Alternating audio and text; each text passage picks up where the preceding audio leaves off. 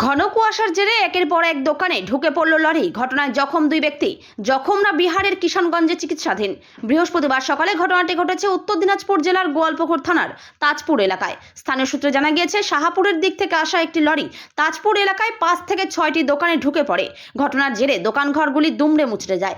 এই ঘটনায় 2 জন জখম হলেও অনেকেই প্রাণে বেঁচে গেলেও কয়েক লক্ষাধিক টাকার জিনিসপত্র ও একটি বাইক ক্ষতিগ্রস্ত হয়েছে বলে জানা গিয়েছে। খবর পেয়ে ঘটনাস্থলে পৌঁছায় গোয়ালপুকুর থানার পুলিশ।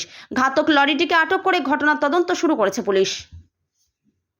আমরা তো গ্যাসটা জ্বলাবো আর কি। হ্যাঁ গাড়িটা হয়েছে আর বুড়াটা ওখানে বসে আছে। হ্যাঁ এই মোটর সাইকেলটা দাঁড়িয়ে ছিল ওখানে, হ্যাঁ ওখানে দোকানের সামনে একদম গাড়িটা স্পিডে একেবারে চলে আসছে একবারে।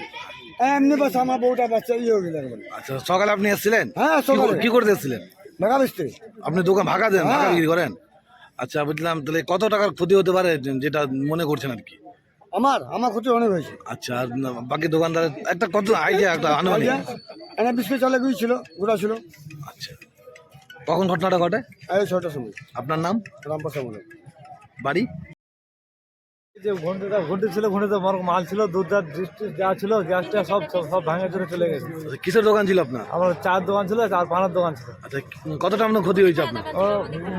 চার দোকান আর বিস্কুট টুস্কুট ছিল, এগুলো সব মিলাই 50-60 হাজার দোকান মাল ছিল। আর এগুলো টেবিল ব্যাংকটা সব ভেঙে গেছে। তো কি মনে কি চাচ্ছেন? ঘন্টিটা ছিল লোহার ঘন্টি, ওটা বানাইছিলাম, লোহার ঘন্টিটা ভেঙে গেছে সব। কি চাচ্ছেন এখন? এখন আমি চাচ্ছি যে ওগুলো ক্ষতিপূরণ দিবে, তারপরে আমার দোকান করতে পারবো, দোকান করা বন্ধ হয়ে গেল আমার। 6টা দোকান খতম হয়ে গেছে। আপনি এখন কি করে খাচ্ছিলেন আগে? এখন কি করবেন? এখন কি করে চলতেছেন? আমি চা দোকান করছিলাম, আমি কী করবো? আর চা দোকান ঘুঁটে চালাচ্ছিলাম। যখন ঘটনাটা আপনি ছিলেন? আমি ছিলাম না, আমি থাকলে তো আরো 2-4টা লোক মরতো। আমি বাড়িতে ছিলাম, তো আজ আসে দেখলাম সব ভাঙাচোরা পড়ে আছে। আপনার নাম? আমার নাম জলিল। বাড়ি? তার ক্ষতিকারক প্লাস্টিকের ক্যারিব্যাগ বর্জনের নির্দেশ দিয়েছে সরকার। চারিদিকে চলছে সচেতনতামূলক প্রচার কর্মসূচি। রায়গঞ্জেও তার ব্যতিক্রম নেই। ক্ষতিকারক প্লাস্টিক পরিবেশকে চরমভাবে দূষিত করছে। এর থেকে নিস্তার চাই। তাহলে উপায় কি?